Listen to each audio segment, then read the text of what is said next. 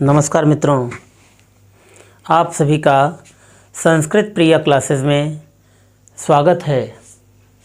मित्रों, आज हम सभी संस्कृत गद्य भारती के प्रथमः पाठः कविकुलगुरु कालिदासः के पंचम भाग यानी इस अंतिम भाग का अध्ययन करेंगे।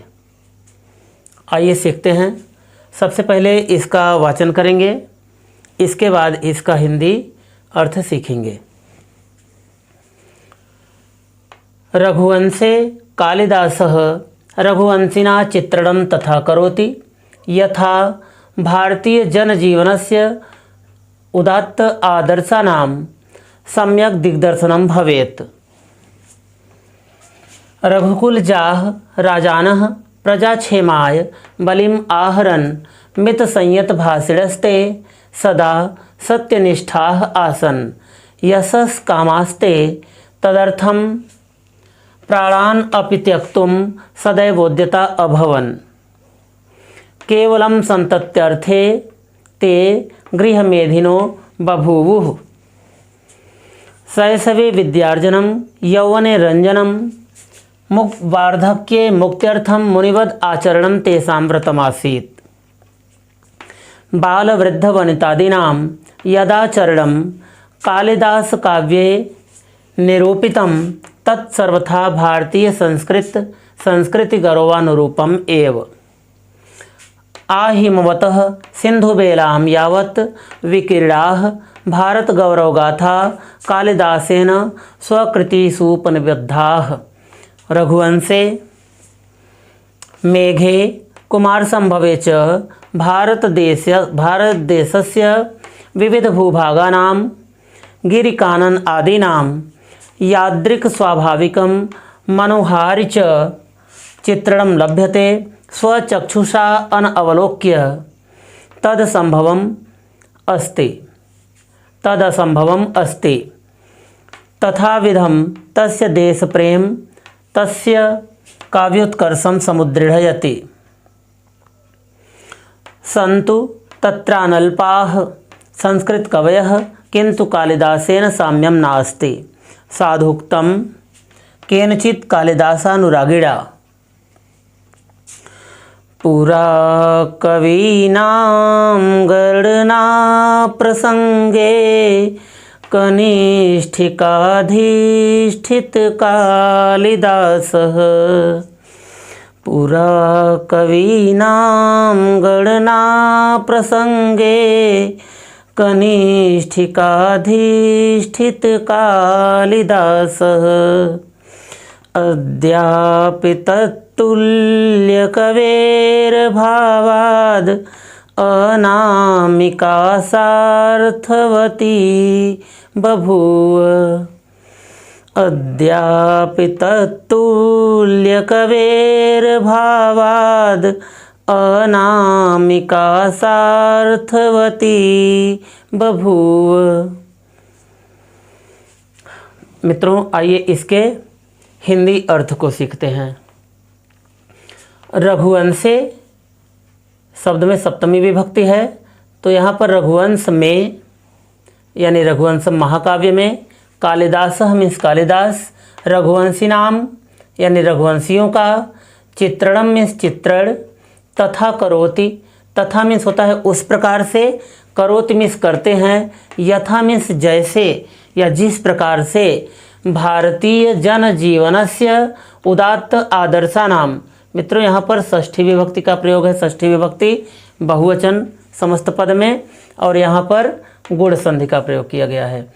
तो भारतीय जनजीवनस्य उदात्त आदर्शानाम यानी कि भारतीय जन यानी भारतीय लोगों का जीवन के उदात्त मीन्स होता है श्रेष्ठ, आदर्शानाम यानी आदर्शों का, सम्यक माने भली प्रकार, दिग्दर्शनम भवेत यानी दिग्दर्शन होना चाहिए, और जैसा होना चाहिए ठीक उसी प्रकार से वे उनका चित्रण करते हैं।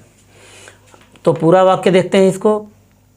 रघुवंशम नामक महाकाव्य में कालिदास रघुवंशियों का चित्रण उस प्रकार से करते हैं जैसे यानी जिस प्रकार से भारतीय जनजीवन के श्रेष्ठ आदर्शों का भली प्रकार दिग्दर्शन होना चाहिए। यहाँ पर सम्यक मिस होता है भली प्रकार, यह एक क्रिया विशेषण है।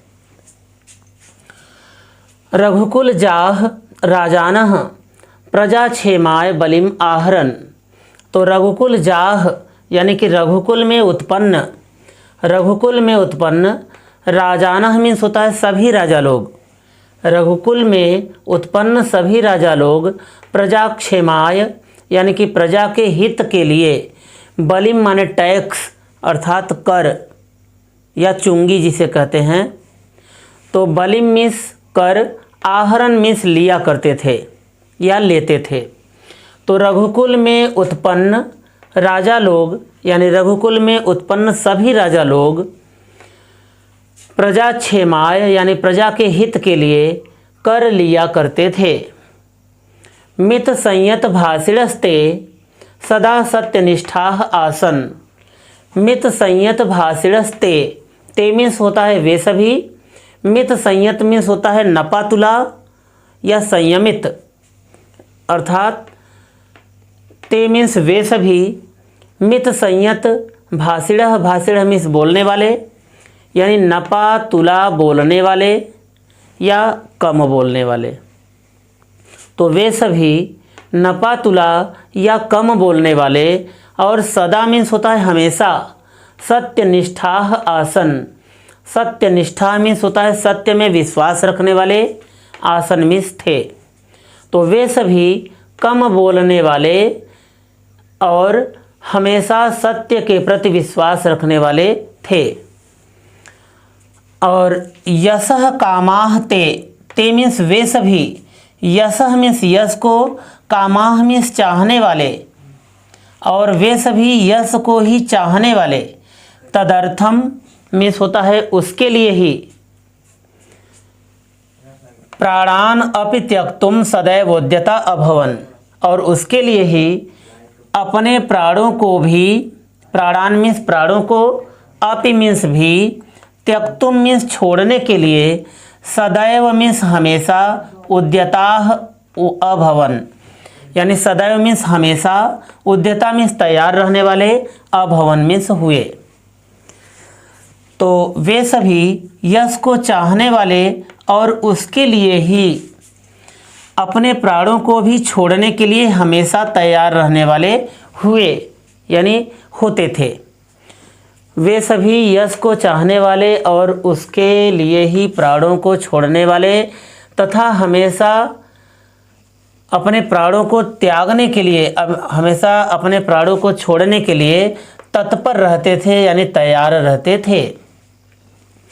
केवलम संतत्यर्थे ते गृह मेधिनो बभूव।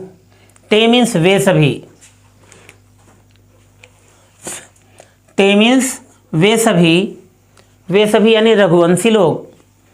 केवलम संतत्यर्थे, केवलम संतति मीन्स होता है संतान के लिए, अर्थ मीन्स होता है के लिए।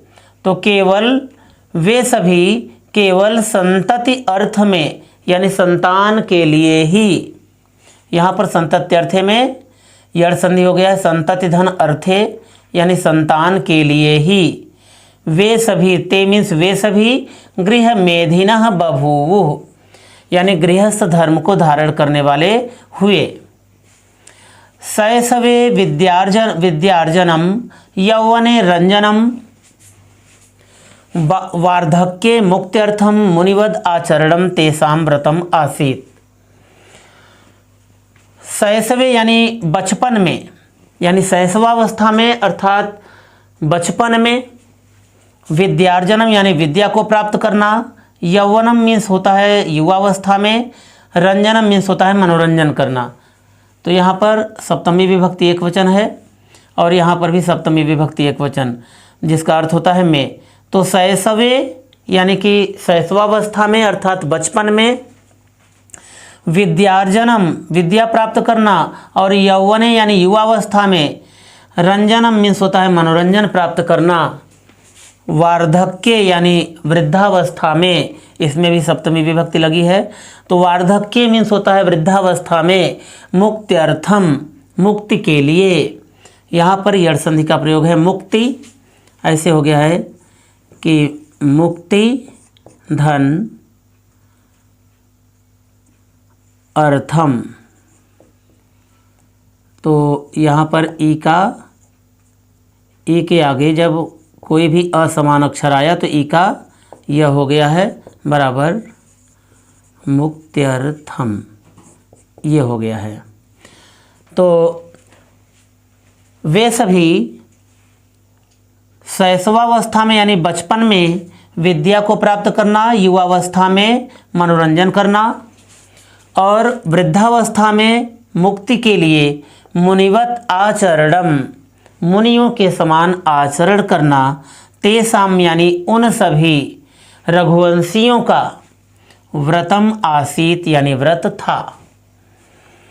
बाल वृद्ध वनितादि नाम, बालकों का, वृद्धों का, वनिता यानी स्त्रियों का, बालकों का, वृद्धों का, वनिता यानी स्त्रियों का, आदि नाम मीन्स होता है सभी का, आदियों का यानी आदि, बाल, बालक, वृद्ध, स्त्री आदि का, यदाचरणम यानी जैसा आचरण, जैसा आचरण कालिदास काव्ये निरूपितम तत्सर्वथा भारतीय संस्कृत गौरवानुरूपम एव।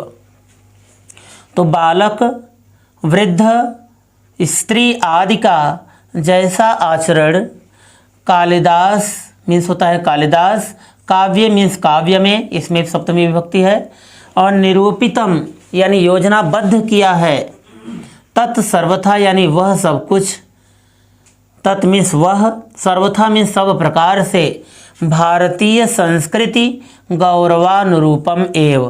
तो भारतीय संस्कृति के गौरवानुरूपम यानी गौरव के अनुरूप ही है। तो आइए इसका पूरा अर्थ यहाँ से यहाँ तक देख लेते हैं। रघुवंशम नामक महाकाव्य में कालिदास रघुवंशियों का चित्रण उस प्रकार से करते हैं जिस प्रकार से भारतीय लोगों के जीवन के श्रेष्ठ आदर्शों का भली प्रकार से दिग्दर्शन होना चाहिए। रघुकुल में उत्पन्न सभी राजा लोग प्रजा के हित के लिए कर लिया करते थे। मित्रों, यहाँ पर कर का अर्थ है टैक्स यानी चुंगी। तो रघुकुल में उत्पन्न सभी राजा लोग प्रजा के हित के लिए कर लिया करते थे यानी टैक्स लिया करते थे। और ते यानी वे सभी मित संयत भाषिणस्ते, और वे सभी नपा तुला बोलने वाले और हमेशा सत्य के प्रति विश्वास रखने वाले थे। वे सभी यश को चाहने वाले और उसके लिए ही अपने प्राणों को भी छोड़ने के लिए हमेशा तैयार रहने वाले हुए। वे सभी केवल संतान के अर्थ के लिए यानी केवल संतान के लिए ही गृहस्थ धर्म को धारण किए यानी गृहस्थ धर्म का पालन करते थे। और वे सभी शैशवावस्था में विद्या को प्राप्त करना, युवावस्था में मनोरंजन प्राप्त करना और वृद्धावस्था में मुक्ति के लिए मुनियों के समान आचरण करना उन सभी का व्रत था यानी उन सभी रघुवंशियों का व्रत था। बालक, वृद्ध, स्त्री आदि का जैसा आचरण कालिदास अपने काव्य में योजनाबद्ध किए हैं, वह सब प्रकार से भारतीय संस्कृति के गौरव के अनुरूप ही है। आइए अब इस गद्यांश को देखते हैं और इस गद्यांश को सीखते हैं। आ हिमवतः सिंधु बेलाम यावत विकीर्णाः भारत गौरवगाथा कालिदासेन स्वकृतिसुपनिबद्धाः रघुवंशे मेघे कुमारसम्भवे च भारतदेशस्य विविधभूभागानां गिरिकानन आदीनां यादृक् स्वाभाविकं मनोहारि च चित्रणं लभ्यते स्वचक्षुषा अनवलोक्य तदसंभवम् अस्ति। आहिमवतः यानी कि हिमालय से लेकर सिंधु बेलाम यावत, यावत मीन्स होता है तक, सिंधु मीन्स होता है समुद्र, बेलाम मीन्स तक। तो हिमालय से लेकर समुद्र के तट तक यानी समुद्र के किनारे तक, विकीर्णाः मीन्स होता है फैली हुई, भारत गौरव गाथा यानी कि भारत के गौरव की कहानियाँ, कालिदासेन मीन्स होता है कालिदास के द्वारा, इसमें भी तृतीय विभक्ति एकवचन है, कालिदास के द्वारा स्वकृतिषु, यहाँ पर स्वकृतिषु धन उपनिबद्धा है, तो यहाँ पर ऐसे हो गया है स्वकृतिषु धन उपनिबद्धा है। तो यहाँ पर उ ह्रस्व उ के आगे जब यहाँ पर ह्रस्व उ फिर से आ जाता है तो दीर्घ संधि के अनुसार यहाँ पर ये स्वकृतिषु उपनिबद्धाः रूप तैयार हो जाता है। तो रघुवंशे में भी सप्तमी विभक्ति एकवचन है, तो यानी रघुवंशम नामक महाकाव्य में, तो स्वकृतिषु यानी अपनी रचनाओं में, उपनिबद्धा मीन्स बांधा गया है। तो हिमालय से लेकर सिंधु घाटी तक, सिंधु यानी समुद्र के तट तक, समुद्र के किनारे तक फैली हुई भारत के गौरव की कहानियाँ कालिदास के द्वारा अपनी रचनाओं में बांधी गई है। और रघुवंशम नामक महाकाव्य में और मेघदूतम नामक खंड काव्य में और कुमार संभवम में भारत देशस्य मीन्स होता है भारत देश के, इसमें षष्ठी विभक्ति एकवचन है, तो भारत देश के विविध भूभागा नाम यानी कि विविध मीन्स होता है अनेक प्रकार, अनेक, भू मीन्स होता है ये जमीन के खंड का, भूभागा नाम यानी कि अनेक भूभागों का, गिरि कानन आदि नाम, गिर मीन्स होता है पर्वत, कानन मीन्स होता है जंगल, आदि नाम मीन्स होता है कानन आदि का। तो यहाँ पर भी षष्ठी विभक्ति बहुवचन है, यहाँ पर भी षष्ठी विभक्ति बहुवचन है। यादृक् मीन्स होता है जैसा, स्वाभाविकम यानी स्वाभाविक, मनोहारी यानी सुंदर, स्वाभाविक और मनोहारी, चित्रणम लभ्यते यानी चित्रण प्राप्त होता है, स्वचक्षुषा, स्वचक्षुषा में यहाँ पर होता है तृतीय विभक्ति एकवचन। तो अब स्व मीन्स होता है अपनी, चक्षुषा मीन्स आँख से, तो अपनी आँख से, अनवलोक्य, अनवलोक्य मीन्स होता है बिना देखकर यानी बिना देखे, कि अपनी आँख से बिना देखे, तद असंभवम अस्ति, तद मीन्स वह असंभवम अस्ति यानी वह असंभव है। तथा विधम, पहले यहाँ तक पूरा हिंदी देख लेते हैं। हिमालय से लेकर समुद्र के किनारे तक यानी समुद्र तट तक फैली हुई भारत के गौरव की कथाएं या कहानियाँ कालिदास के द्वारा अपनी रचनाओं में बांधी गई है। और रघुवंशम नामक महाकाव्य में, मेघदूतम नामक खंड काव्य में और कुमार संभवम में भारत देश के अनेक भूभागों का, पर्वत जंगल आदि का जैसा स्वाभाविक और मनोहारी, स्वाभाविक और सुंदर चित्रण प्राप्त होता है, वैसा अपनी आँखों से बिना देखे हुए वह सब कुछ असंभव है। तथा विधम, तथा विधम, तथा विधम यानी उस प्रकार का, तस्य देश प्रेम यानी उनका देश प्रेम, तस्य काव्योत्कर्षम, तस्य मीन्स उनका, काव्योत्कर्ष, काव्योत्कर्षम यानी काव्य के विकास को, समुदृढ़यति यानी दृढ़ता प्रदान करता है, यानी मजबूती प्रदान करता है। उस प्रकार का उनका देश प्रेम और उनके काव्य की श्रेष्ठता में मजबूती प्रदान करता है या दृढ़ता प्रदान करता है।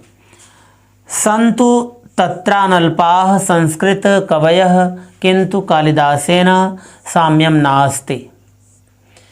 साधुक्तम केनचिद कालिदासानुरागिणा।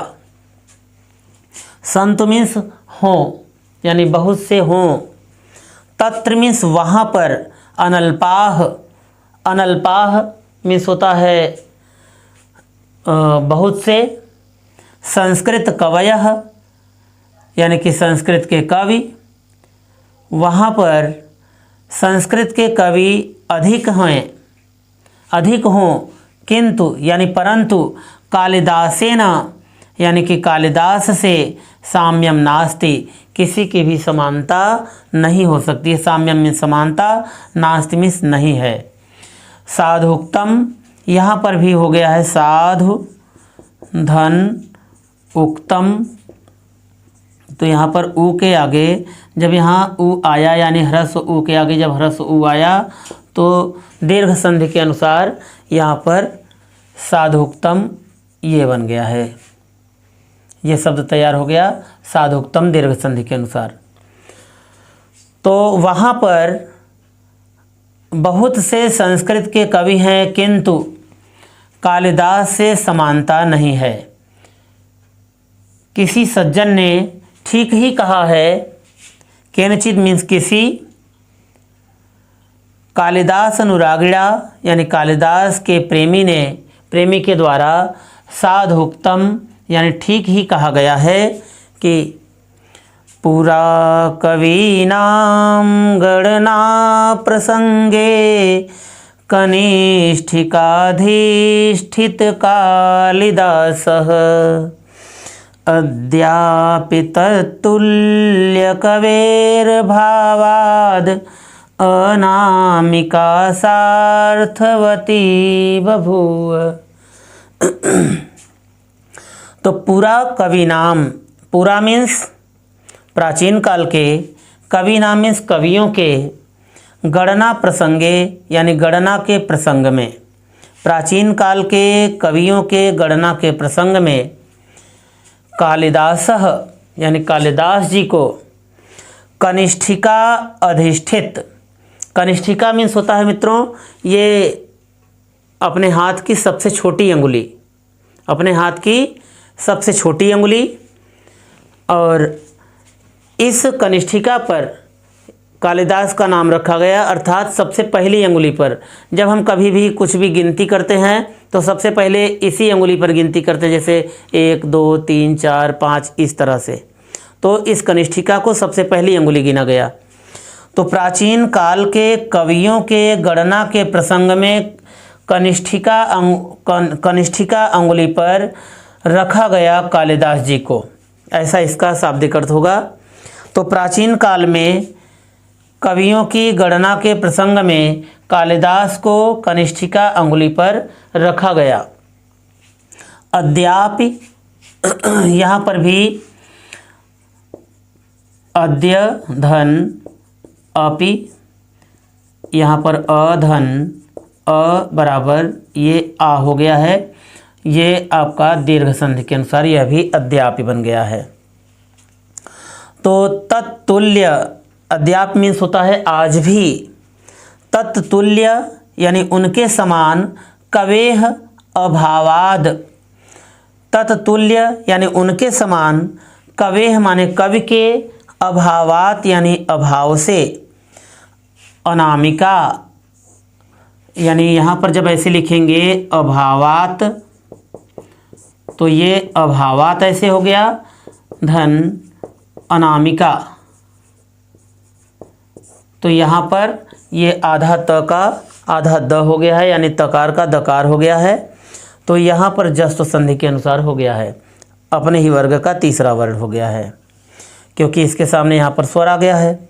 तो आज भी उनके समान कवि के अभाव होने से, उनके समान कवि के न होने से अनामिका यानी कि यह अनामिका उनके समान कोई कवि न होने से उनके ठीक बगल वाली अंगुली, यह अनामिका सार्थवती बभूव हो गई है। सार्थवती मीन्स होता है कि अर्थ के अनुरूप यानी बिना नाम वाली हो गई है। तो आज भी उनके समान कवि के अभाव होने से यह अनामिका बिना अनामिका अर्थात अर्थ के अनुरूप हो गई है, अर्थात इस अंगुली का बिना नाम वाली, अर्थात अनामिका का अर्थ होता है बिना नाम वाली, क्योंकि उनके समान कोई भी आज भी कवि नहीं हुआ कालिदास के बराबर, तो इसलिए इस कनिष्ठिका के बगल वाली अंगुली को अनामिका कह दिया गया। पूरा अर्थ देख लेते हैं। प्राचीन काल में कवियों के गणना के प्रसंग में कालिदास जी को हाथ की सबसे छोटी अंगुली कनिष्ठिका अंगुली पर रखा गया। आज भी उनके समान कवियों के अभाव से, आज भी उनके समान कवि के अभाव से अनामिका अर्थ के अनुरूप बिना नाम वाली हो गई। तो अब यहाँ से पूरा अर्थ देख लेते हैं एक बार फिर से। हिमालय से लेकर समुद्र के किनारे तक अर्थात समुद्र तट तक फैली हुई भारत के गौरव की कथाएं कालिदास के द्वारा अपनी रचनाओं में बांधी गई है। रघुवंशम नामक महाकाव्य में, मेघदूतम नामक खंडकाव्य में और कुमार संभवम में भारत देश के अनेक भूभागों का पर्वत, जंगल आदि, गिरिकानन आदि नाम अर्थात पर्वत, जंगल आदि का जैसा स्वाभाविक और सुंदर चित्रण प्राप्त होता है, वैसा अपनी आँखों से बिना देखे वह सब कुछ असंभव है। उस प्रकार का उनका देश प्रेम और उनके काव्य की श्रेष्ठता को मजबूती प्रदान करता है या दृढ़ता प्रदान करता है। वहाँ पर भले ही बहुत से संस्कृत के कवि हों, परंतु कालिदास से उनकी समानता नहीं है। किसी कालिदास के प्रेमी ने ठीक ही कहा है कि प्राचीन काल के कवियों के गणना के प्रसंग में इस कालिदास का नाम इस हाथ की सबसे छोटी अंगुली कनिष्ठिका अंगुली पर रखा गया है, और आज भी उनके समान कवि न होने से इस अनामिका यानी इस कनिष्ठिका के बगल वाली अनामिका अंगुली यह अपने अर्थ के अनुरूप बिना नाम वाली हो गई। अब मित्रों एक बार फिर से हम पूरा यहाँ से और यहाँ तक आपको अर्थ एक बार फिर से बता देते हैं। रघुवंशम में कालिदास रघुवंशियों का चित्रण उस प्रकार से करते हैं जैसे यानी जिस प्रकार से भारतीय जनजीवन का उदात्त यानी श्रेष्ठ आदर्शों का भली प्रकार दिग्दर्शन होना चाहिए। रघुकुल में उत्पन्न राजा लोग प्रजा के हित के लिए कर लिया करते थे यानी टैक्स लिया करते थे, और मित संयत भाषिणस्ते यानी कि वे सभी नपातुला और कम बोलने वाले थे और हमेशा सत्य में विश्वास रखने वाले थे, और वे सभी यश को चाहने वाले थे और उसके लिए ही अपने प्राणों को छोड़ने के लिए हमेशा तैयार रहने वाले थे। वे सभी केवल संतान अर्थ के लिए गृहस्थ धर्म को अपनाए, यानी गृहस्थ धर्म का पालन किए या गृहस्थी हुए। शैशवावस्था में यानी बचपन में वे सभी विद्या अध्ययन और युवावस्था में मनोरंजन प्राप्त करना। वृद्धावस्था में मुक्ति के लिए मुनियों के समान आचरण करना उन सभी का व्रत था। बालक, वृद्ध, स्त्री आदि का जैसा आचरण कालिदास अपने काव्य में योजनाबद्ध किए हैं, वह सब प्रकार से भारतीय संस्कृति गौरव के अनुरूप ही है। हिमालय से लेकर सिंधु तट तक, यानी कि समुद्र तट तक, यानी समुद्र के किनारे तक फैली हुई भारत गौरव की कहानियाँ, भारत के गौरव की कथाएं कालिदास के द्वारा अपनी रचनाओं में बांधी गई है। रघुवंशम नामक महाकाव्य में, मेघदूतम नामक खंड काव्य में, कुमार संभवम में भारत देश के अनेक भूभागों का, पर्वत, जंगल आदि का जैसा स्वाभाविक और सुंदर चित्रण प्राप्त होता है, वैसा अपनी आँखों से बिना देखे, यानी कि बिना न देखकर, अर्थात अपनी आँखों से बिना देखे वह सब कुछ असंभव है। और उस प्रकार का उनका देश प्रेम तथा उनके काव्य की श्रेष्ठता को मजबूती प्रदान करता है या दृढ़ता प्रदान करता है। वहाँ पर संस्कृत के बहुत से संस्कृत के कवि हैं, परंतु कालिदास से उनकी समानता नहीं हो सकती है। किसी कालिदास के प्रेमी ने ठीक ही कहा है कि प्राचीन काल में कवियों की गणना के प्रसंग में कालिदास जी को इस हाथ की सबसे छोटी अंगुली कनिष्ठिका पर धारण किया गया, यानी कनिष्ठिका पर रखा गया है। और आज भी उनके समान कवि न होने से, आज भी उनके समान कवि के अभाव से, यानी कवियों के न होने से अनामिका, यानी इस कनिष्ठिका के बगल की अंगुली अनामिका अपने अर्थ के अनुरूप, यानी बिना नाम वाली हो गई। धन्यवाद।